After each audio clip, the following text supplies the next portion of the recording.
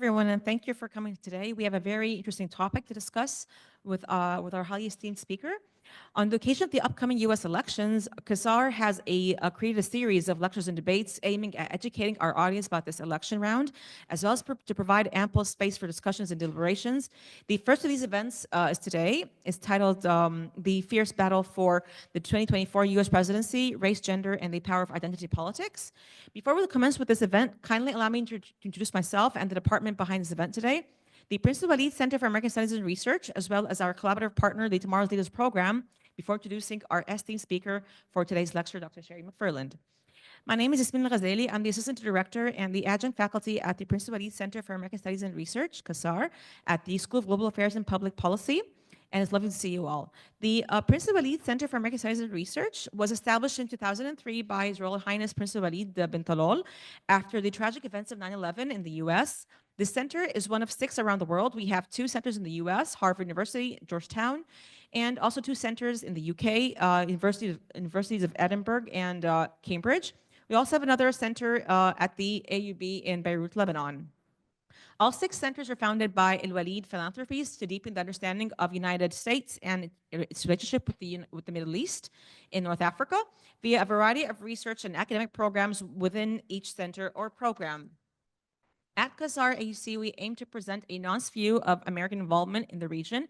To do so, the center supports a high-quality academic program where we have multiple undergraduate courses cross-listed with several departments across AUC, including the core curriculum department, deliberating American politics and American culture either separately or comparatively with Egypt and the MENA region.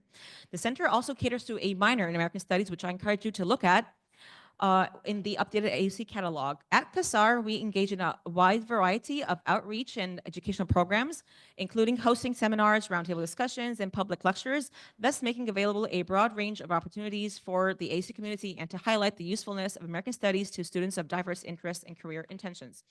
CASAR is very proudly run by Dr. Mark Dietz, the Center Director and Assistant Professor at the History Department as well.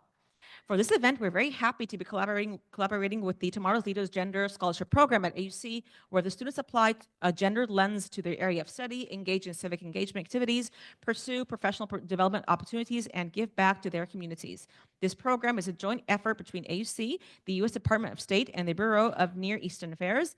It grants a 1-year scholarship to current AUC students who have leadership potential and are interested in studying and incorporating gender across academia as well as the private and public sectors. As part of their initial activities every year, students engage in team building exercises, introduction to gender studies, and discussions about emotional intelligence and types of leadership. In addition to exploring gender themes, the program also connects students to different networking opportunities, such as attending international and national conferences where they can engage with a wider community of specialists. It also gives them a chance to interact with civil society and organizations working in the field of social development with a gendered lens. Now, it gives me great pleasure to introduce our speaker for today's lecture, Dr. Sherri McFarland.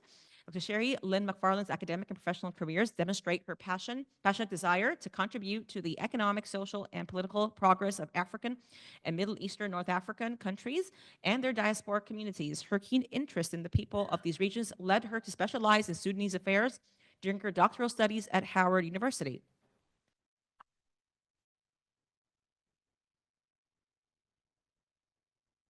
Good afternoon, everyone.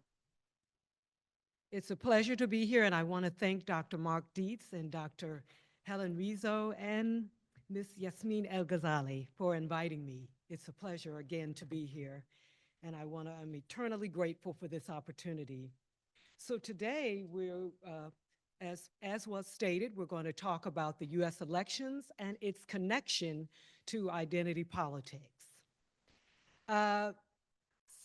Most of you probably know what identity politics is because you're a student of American political affairs, but some may not know. But identity politics is a form of politicking or political activities used by political aspirants the world over, be it in Egypt, Mexico, America. So the fact that it's being used in America is not unique. It's used by politicians seeking office either at the national level, the statewide level, or regional level, or local level. So when we talk about identity politics, let's take a closer look at the next slide.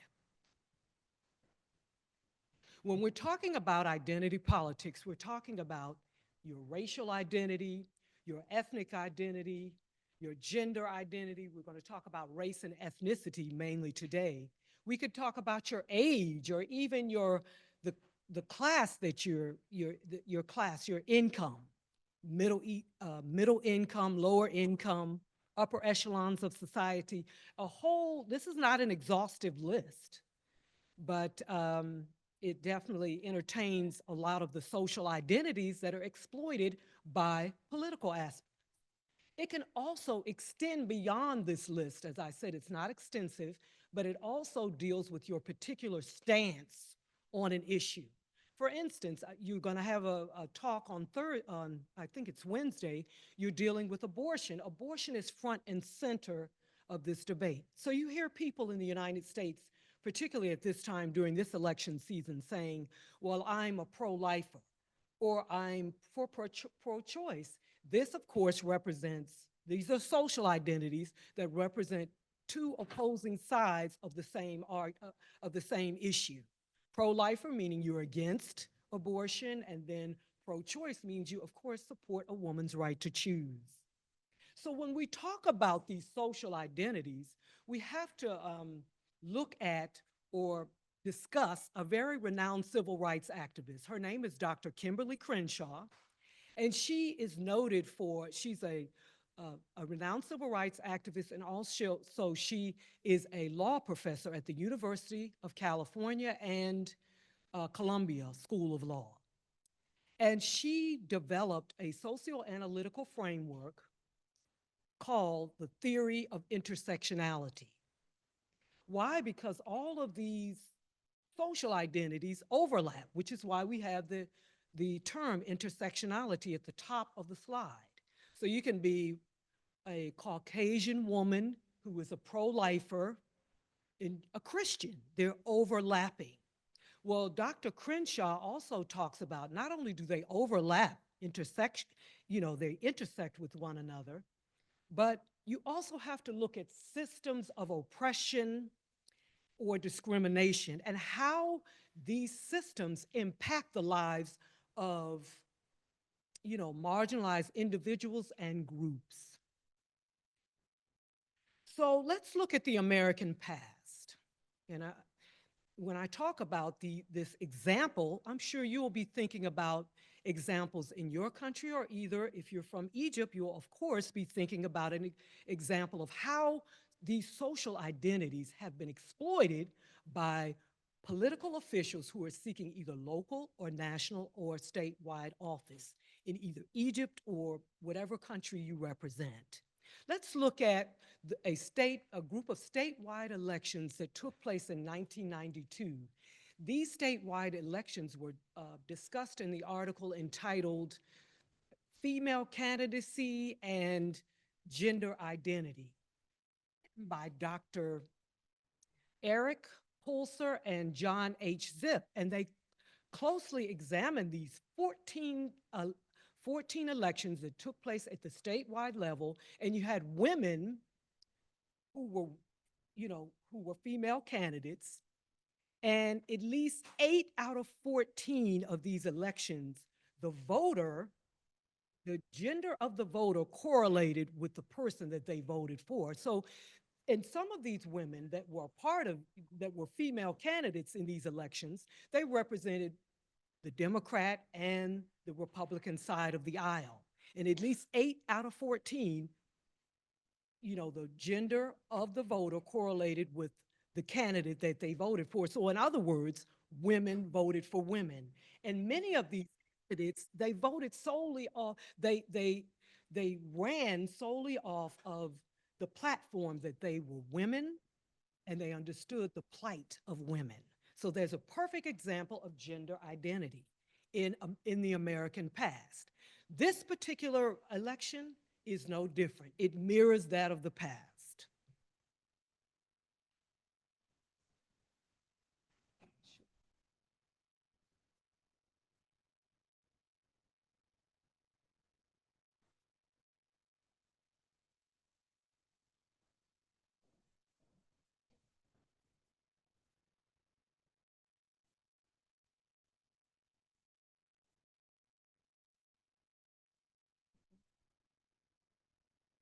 So this is why identity politics is front and center of this fierce battle between Republican nominee, former President Donald J. Trump, and of course, the current Vice President, Democratic nominee, Vice President Kamala Harris. Let's look at the richness of the demographics of America. America is a rich country demographically because it is a country comprised of immigrants. It doesn't matter whether your forefathers came looking for better opportunities or whether they came by force, such is the case of African Americans. It's still a country that is rich in diversity regarding its demographics. And this provides a great environment, a favorable environment for political aspirants, such as these two, to exploit the aforementioned social identities that we've just previously discussed. According to the US Census, America has an estimated residential population of 334,914,895 people as of July 1st, 2023, according to the US Census.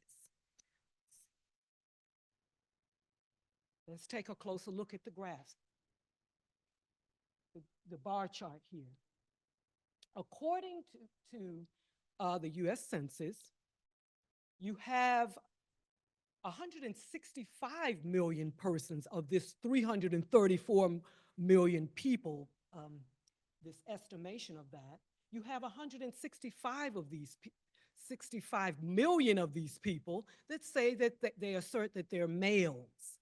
Then you have 168 million persons that say that they are females. Now, we're not going to get into the non-binary populations because of time, the significance of time. Time is of the essence. So we're not going to get into LGBTQ populations. But we're going to look at race and gender in a more traditional sense during this lecture today. So let's look at the pie chart. Sorry about that. But the largest portion of the pie chart represents the white population. This number is anywhere from 57% to 59% of the American population. Now let's look at how the US Census defines these races. So to be white, you share genetic origins with those that are in the Middle East, Europe, of course, and then North Africa. So that's 57 to 59% of the US population. Then you have the Hispanic or Latino population. When you use the word Hispanic, you're referring to persons from the country of Spain or the Spanish-speaking provinces of South America, but you exclude people from Brazil because they speak Portuguese. So of course you must use the term Latino, which is more inclusive because it describes Spanish-speaking people from Latin America, regardless of language. Let's move on to 12% of the population. 12% of the population is comprised of Africans or African Americans. They share genetic origins with individuals or people groups from the continent of Africa, including the Caribbean. Then you have the Asian population, Asian American, and they make up 6% of America's population. They are a racial group consisting of individuals with genetic origins from East Asia, Southeast Asia, and the subcontinent of India, and including other countries such as Bangladesh, Taiwan, Malaysia, Pakistan, Korea, South Korea, China, Vietnam, Philippines, Cambodia, you name it, it's a list of countries there. persons who consider themselves to be multiracial. Those, an example of a person of this group would be Vice President Kamala Harris herself. So they represent more than one racial group, and they comprise of about 4% of the American population. Then you have Native Americans, or the American Indian, or the Alaskan Natives. This is a racial category comprising of persons who are the aboriginals of America, the US, North America, South America, Central America. And they still uphold their tribal affiliations. So you have Choctaw, Sioux, you have Cherokee. These are persons that are really aboriginals. That's why I say America is comprised of immigrants. So it's rich in its diversity. Then you have other racial ethnic groups, including the Native Hawaiians, or Pacific Islanders. And they share ancestry with people from Guam or Samoan Islands, those kinds of places. And they are not really represented on this chart, not because they're not important, but their percentages are extremely small. So it numbers, according to the US Census, about 0.2%. Apologize, the Native Americans that I just mentioned, I think I failed to mention that they number at 0.7%, which is also why they are not a part of the pie chart. Only because they represent very small percentages, not that they're not important. You have an even smaller group that do not consider themselves neither white, black, or Asian. And they are, the US Census says, an example of such persons would be a person maybe from Western Asia. An example would be a Russian. And also the non-Black populations of the continent of Africa. So for lack of a better word, because remember I just said they don't consider themselves white, you may say a white South African may represent, and that is a very small percentage of the American population. So also we have to look at age, because age really was a central issue in this particular debate, particularly when Joe Biden, this particular electoral race, shall I say, particularly when Joe Biden was running for office for a second term. So, at that time he was running for office.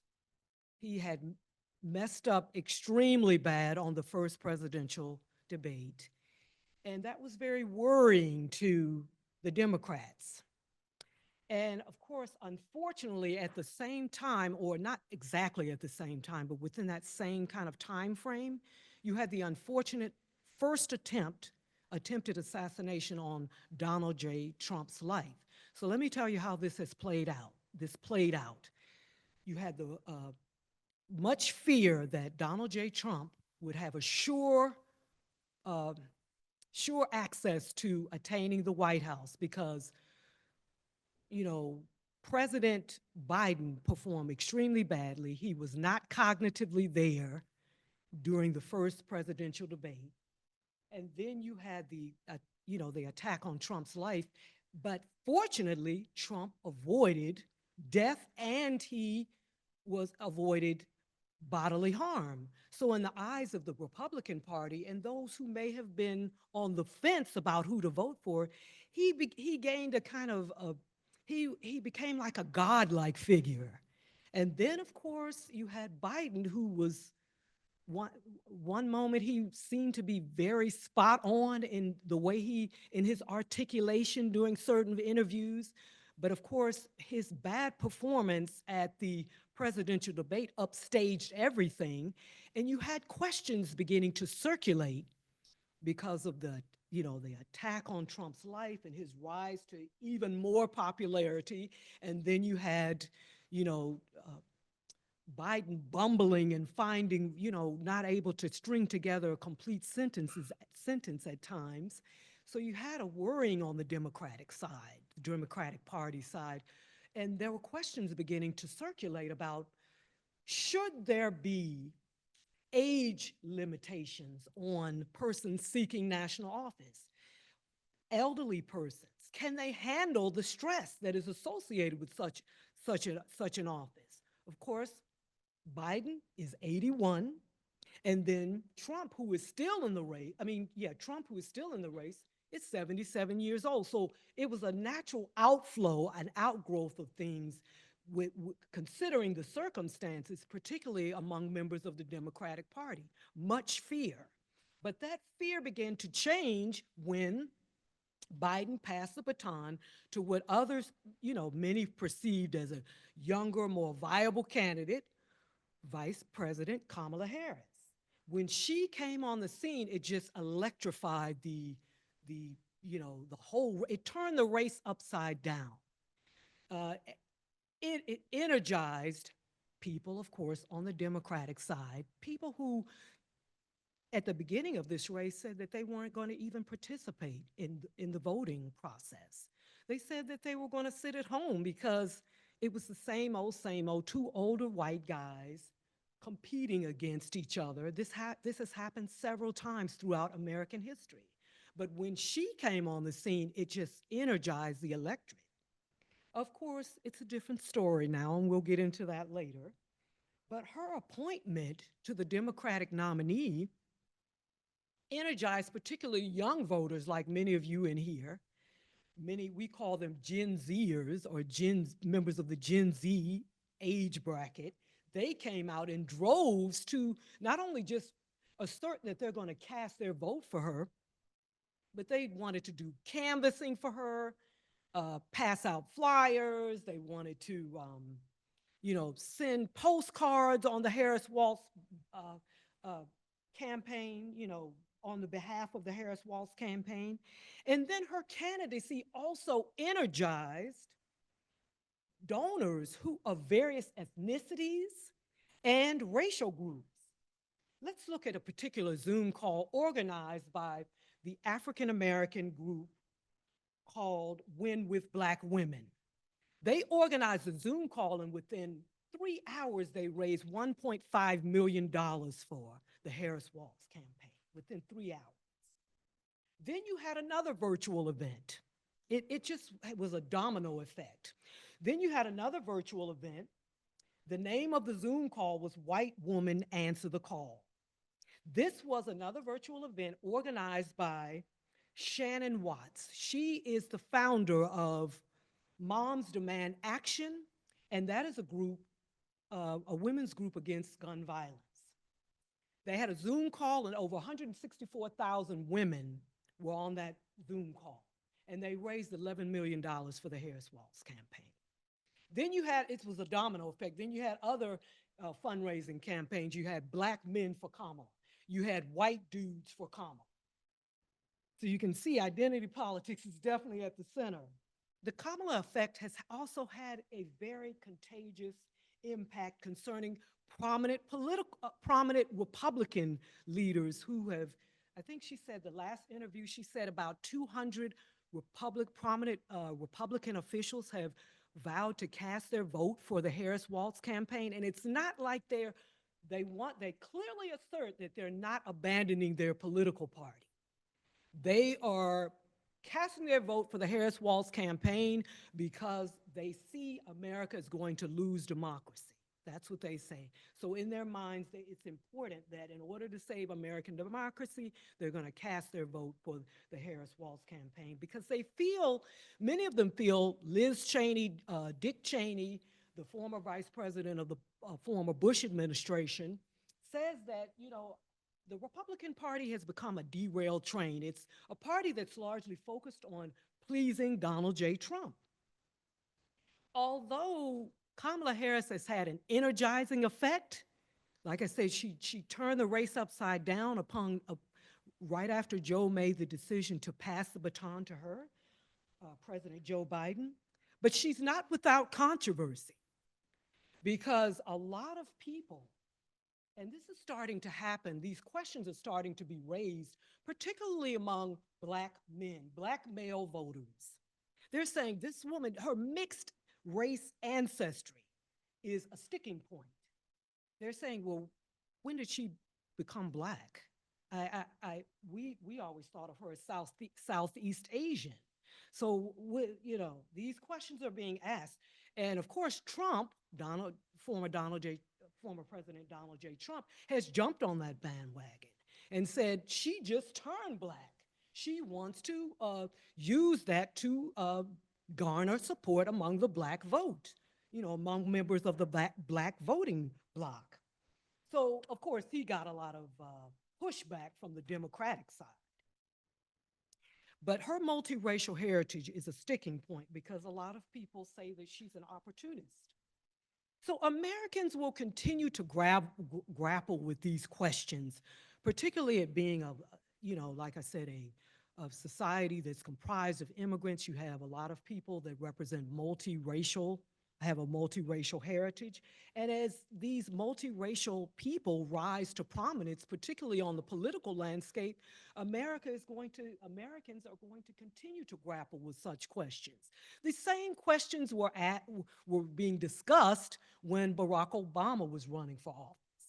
There were prominent African American academicians. One, his name is Dr. Cornel West, and he is running for national office representing the Green Party. Yes, America does have more than two main political parties. There's the Green Party as well.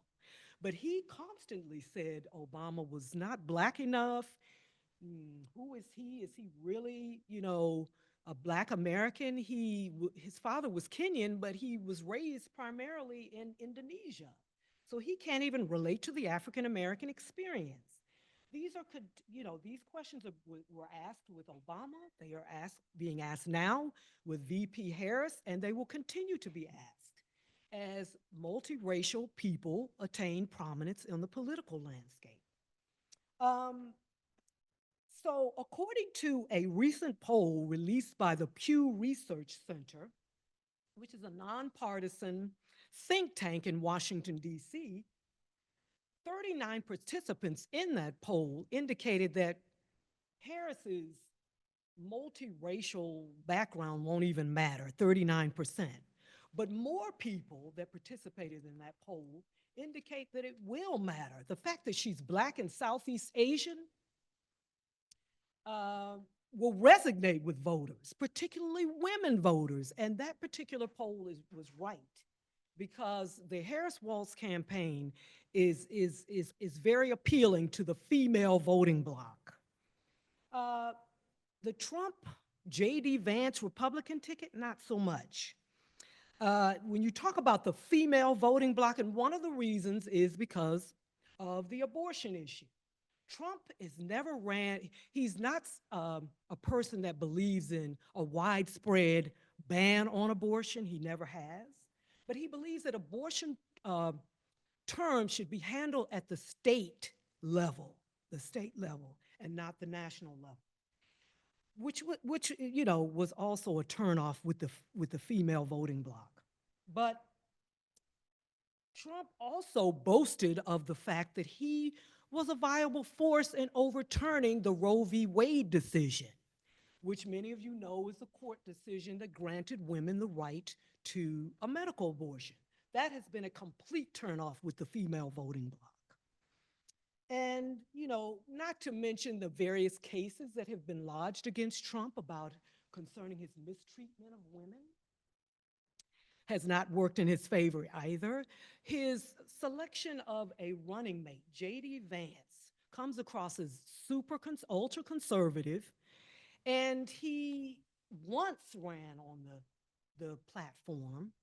He's kind of backed away from that, but he once ran on the platform of a widespread abortion, a widespread ban on abortion, particularly when he was running for his senatorial seat.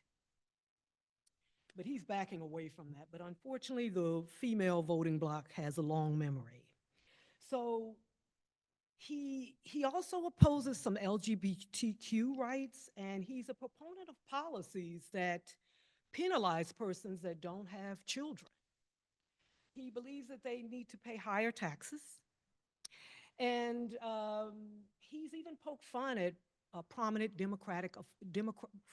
members of the Democratic Party, Kamala Harris herself, for being childless, Alexander Cortez, and some others.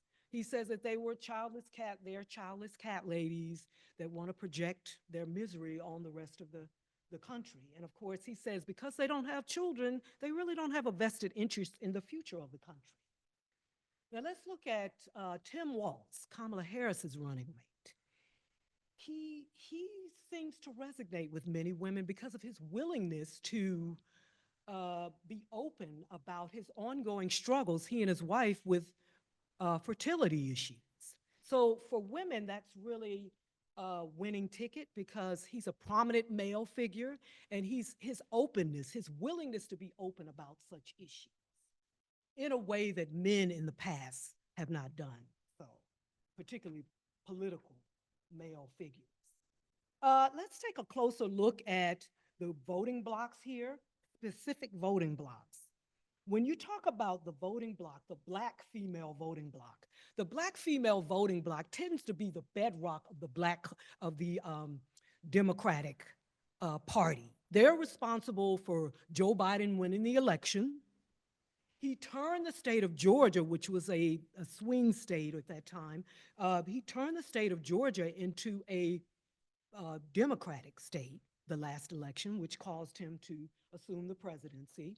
Also, Kamala Harris, according to scholars, she was appointed vice president because of the black female vote.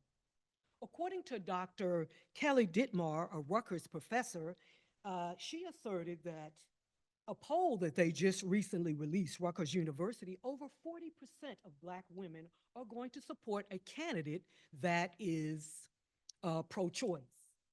Now let's quickly look at Asian and Latino women. They are a growing part of the voting electorate, and some pollsters say that this particular portion of the female voting bloc, and also the Latino and Asian community, period, regardless of whether you're male or female, could make the difference in winning and losing. But among these women, the Asian and Latino, at least 71 to 74% of these women are against restrictive rights concerning abortion. Now, Trump is still trying to, even though he's not faring well with women, he is still trying to appeal to the female voting bloc by outlining child care costs for women, because child care costs in America are astronomical. They're extremely expensive. Also, he has also released a couple, he's also talked about, I got ahead of myself there, he's also talked about the fact that his administration will support private insurance companies that will pay for fertility treatments.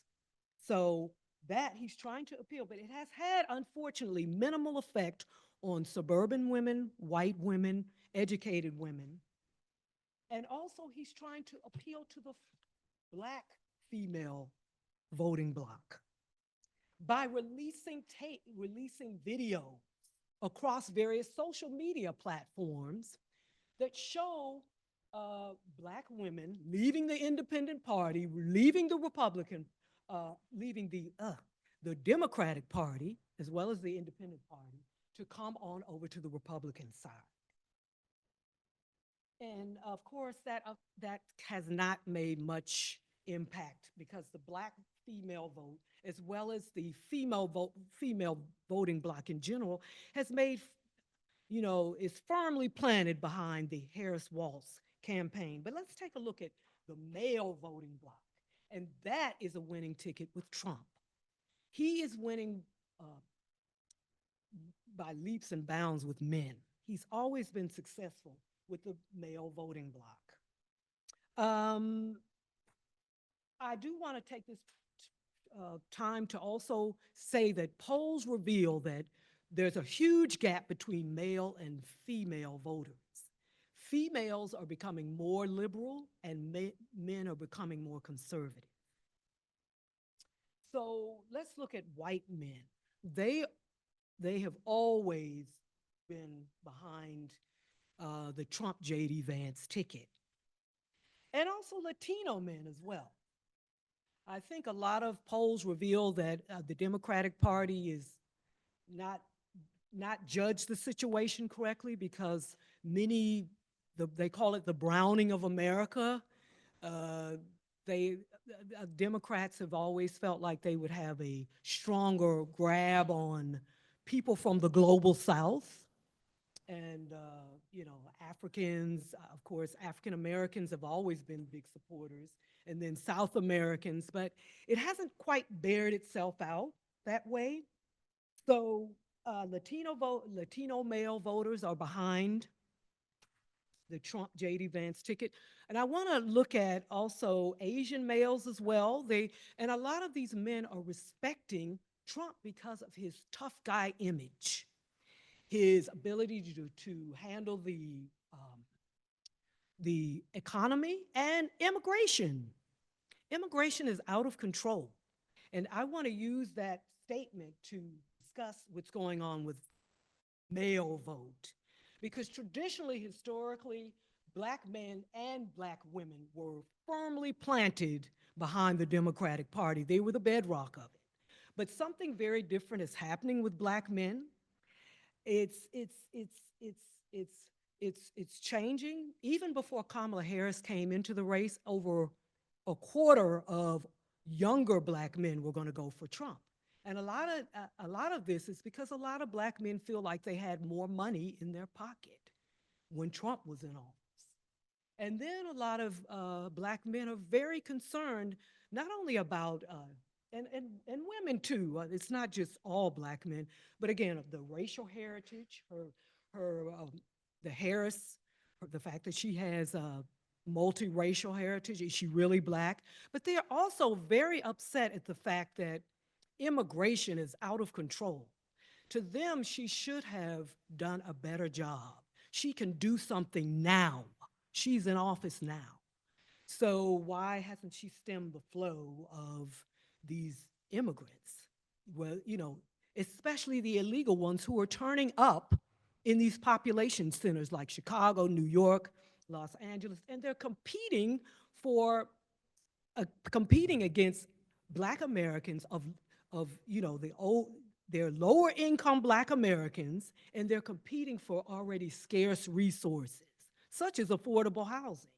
So they're blaming her for that. And then, of course, her record as a prosecutor.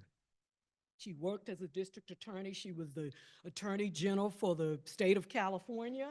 She put more Black people, Black men and women behind bars than she should have. She promoted more injustices in an already unfair system.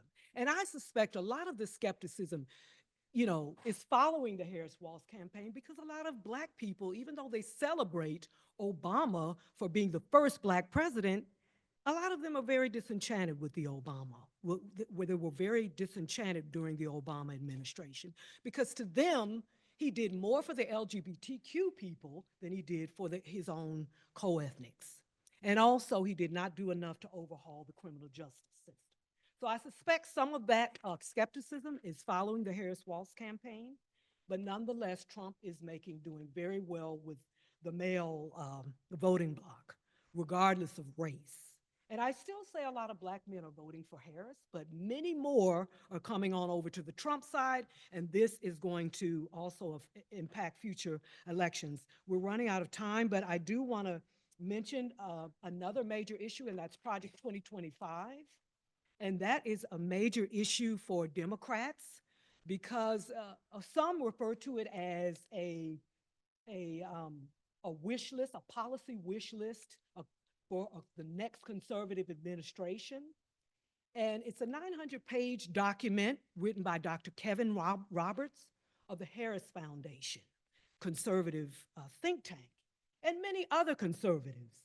And it's a document that wants to focus on 4 major policy aims: restoring the family, as the centerpiece for American life, defending the nation's sovereignty and borders, and also overhauling the American governing apparatus, uh, dismantling the administrative state, and the promotion of God-given rights for everyone to live freely. So, just to run through real quick before I close, it supports a biblically based definition of family and marriage. So it's more conservative. Also, it supports streamlining of this presidential decision making by bringing various agencies directly under the control of the president, which is also worrying. Democrats see the enforcement of these policies as the end of democracy.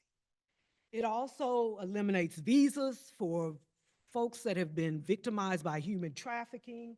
Also, it is going to promote the biggest mass deportation uh, program ever in American history. It's going to roll back civil rights protections for LGBTQ, African Americans, and other marginalized um, racial groups and ethnicities. So I do say that the stakes are high in this race, mainly because the recent polls released that Kamala Harris is ahead by only 3 points, or some polls release and say Trump is ahead by 3 points. And in the swing states, some say that they are tied. So this is a tight race for the Democrats and the Republicans. And a lot is at stake here. And on November 5th, America will decide, which will the trajectory of American democracy remain in the hands of the far left, the Democrats, who profess to be supportive of all Americans, regardless of race, sexual orientation, or will the baton be passed to the Republicans, who want to rein the country back into its more democratic and Christian ideals? So if either party wins, according to the Pew Research Center, history will be made. If Trump wins, he will be one of the oldest presidents ever to attain office. If Kamala Harris wins, she will be the first Black woman of Asian descent to attain office. And so may the best man or woman win. My time is up, and I thank you for yours. Mhm.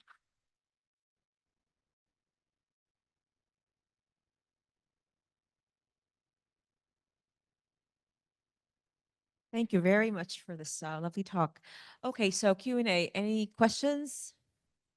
Any questions at all? Okay. Oh, sure. I appreciate your lecture. It was great and wonderful. But I think America should come first before Trump or Kamala Harris. For, in my opinion, if it's possible to give my own opinion, I think Kamala Harris would be better than Donald Trump's. Donald Trump is out of control. He depends in his own mind, not on the strategy that has been made for America. Donald Trump didn't admit the result of the presidency before. He refused it. Donald Trump, as Kamala Harris described him, he left America in the West thing has met before. Inflation and attack in democracy through evidence or through what happened in Capitol. So I don't know, but Donald Trump is a serious dangerous, not only for America, but for the world. He may cause the third world war. It's my opinion. Kamala Harris is more logic, has its own diplomacy. It was a prosecutor in California. It was a senator. So it is a great politician. We saw this in debate between both of them. Kamala Harris knocked down Donald Trump by power of knowledge, by power of political science. So that's my opinion. I don't, I don't think Donald Trump would be the president. No. According to the world interest, according to Americans' interest, according to the existence of America. America is the great power. If America falls, maybe the world would fall. So is my opinion. I don't know, but it's my opinion. Thank you. Thank you. So basically, you said that there is kind of a diversity in gender when it comes to liberal versus conservative. Do we see a similar kind of distribution of conservatism versus liberalism in race? Pretty much, like between black people, white people, are like black people more towards being conservative or the other way around? I think traditionally black voters or the black community has always been a little bit more conservative, but in the couple of decades, 20 years, they're getting more liberal as well. They are. You would say that the distribution of race is pretty much not impacting any more the kind of the ideology of the people, or do you think that in this upcoming election we will have the race will have an impact on whether people are voting blue or red? Yeah, this particular, so I guess I'm trying to understand the question. So you're saying that you want me to answer about conservatism versus. Does it have something to do with race, pretty much, or is it? Yeah, well, I would say African Americans on the whole are generally more conservative. It took them a while to even become open to the gay, the lesbian, but as time goes on, they are becoming very open because they have members in their family that were hiding this issue. So I would say that traditionally, Black Americans were more conservative, but now they're opening up. Yes. Sorry for the. Okay. Okay, any more questions? Any more questions? All right. Pleasure to have you today. Thank you so Okay, much thank for- you. All right then. Thank you for allowing me to speak. All right.